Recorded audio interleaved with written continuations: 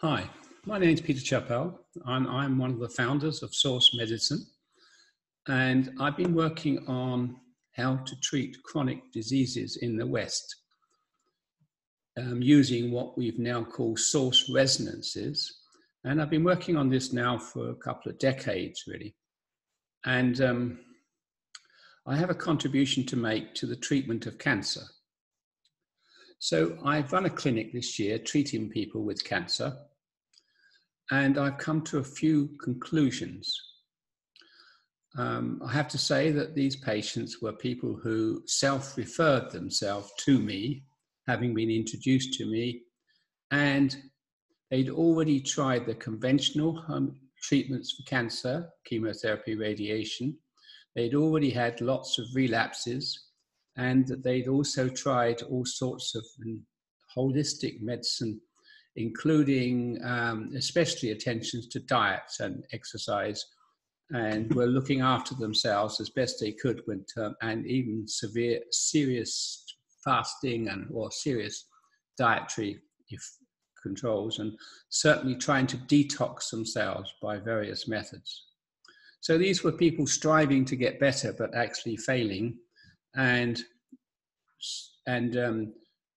giving me an opportunity, coming to me, maybe not last ditch, but certainly struggling to recover and failing at whatever they did.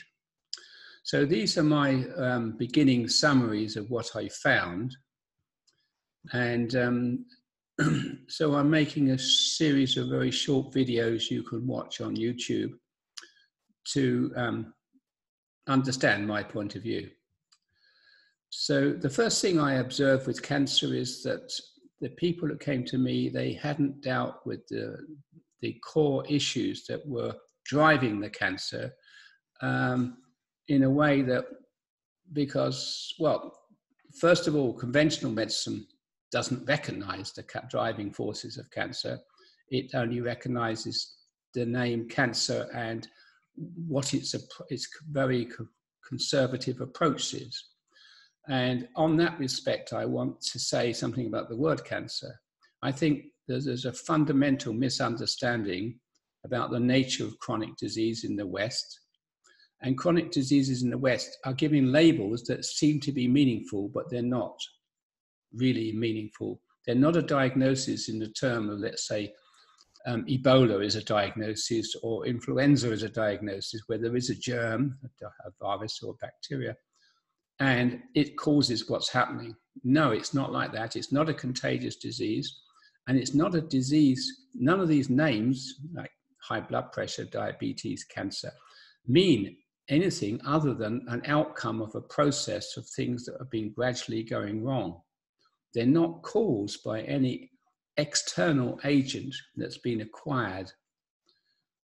And cancer has become such a fear-loaded word, which all it means is that the person is toxic because of certain processes which have been going on. And the toxins are like dustbins, which are full up or filling up and creating lumps, or they're like toxins that the dustbin has filled up and is overflowing and causing extra lumps and spreading. Or the dustbins have been temporarily emptied by some method, and then it's dormant. Those are the three stages that it seems to be, or partly dormant.